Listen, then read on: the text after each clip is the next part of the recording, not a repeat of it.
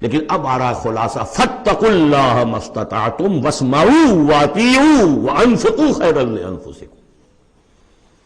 اللہ کا تقوی اختیار حد امکان تک، اور سنو اور اطاعت کرو، سنو اور اطاعت کرو۔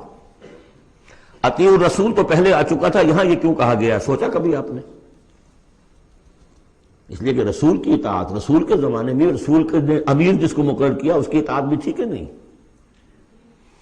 من اطاعنی فقد اطاع اللہ ومن عصانی فقد عصى اللہ ومن اطاع امیری فقد اطاعنی ومن عصى امیری فقد عصانی۔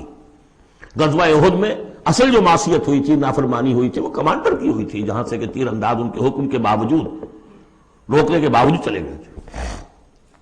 کیسے سزا دی اللہ نے؟ پھر حضور کے زمانے میں تو حضور تھے، آئندہ کون ہوں گے؟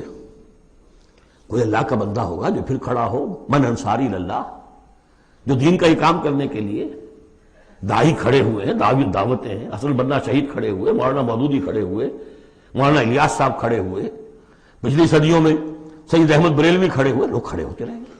من انصاری اللہ، کون ہے جو میرے ساتھ ہاتھ بٹائے؟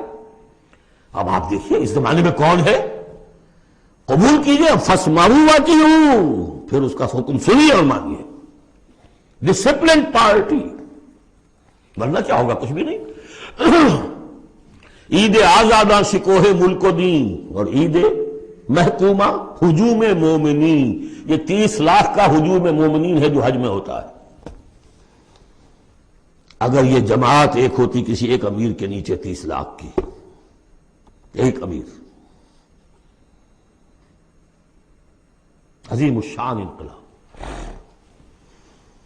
وانفقوا، اور خرچ کرو، خیرا لانفسکم، یہی تمہارے لیے، خود اپنے لیے بہتر ہے، لگا دو جو بھی کچھ دیا ہے۔ وہی دیکھیے جہاں پہ سورہ حدید، آمنوا باللہ ورسولہ وانفقوا مما جعلکم مستخلفین فیہ فالذین آمنوا منکم وانفقوا لہم اجر کبیر